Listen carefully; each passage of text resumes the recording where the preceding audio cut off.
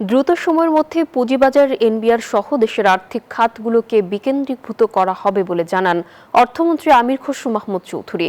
সকালে রাজধানীর কারওয়ান বাজারে ফিনান্সিয়াল রিপোর্টিং কাউন্সিল আয়োজিত সামিটে কথা বলেন তিনি। Bashundhara public school and college 2026 শিক্ষাবর্ষে ভর্তি চলছে। মন্ত্রী বলেন, ব্যক্তি নিজেকে ব্যাংকের মালিক দাবি করতে পারেন না। ব্যাংকের মালিকানা শেয়ার হোল্ডারদের, আর ব্যাংকের অর্থ আমানতকারীদের। একই অনুষ্ঠানে প্রধানমন্ত্রীর অর্থ বিষয়ক উপদেষ্টা ডক্টর রাশেদ আল মাহমুদ তিতুমির বলেন, সম্পদের সঠিক মূল্য যাচাই না করে বড় বড় ঋণ দেয়ায় ব্যাংকগুলো খেলাপি ঋণের মুখে পড়েছে।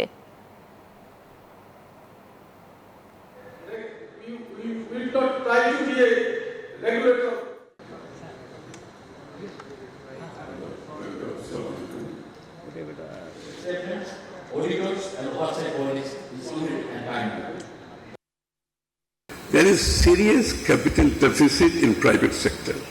I hope you agree with me. Serious capital deficit. কারণ NPL থেকে শুরু করে মানি লন্ডারিং থেকে শুরু করে মিসরিপ্রেজেন্টেশনের মাধ্যমে টাকা বের করে এবং বোর্ডের member in collision with the management তারাই টাকা নিয়ে গেছে। এফআরসিতে আন্তর্জাতিক মানের প্রশিক্ষণ এবং প্রযুক্তি দিয়ে সজ্জিত করা হলে নিশ্চয়ই আমরা মনে করি যে সুশাসনের সংস্কৃতি গড়ে উঠবে।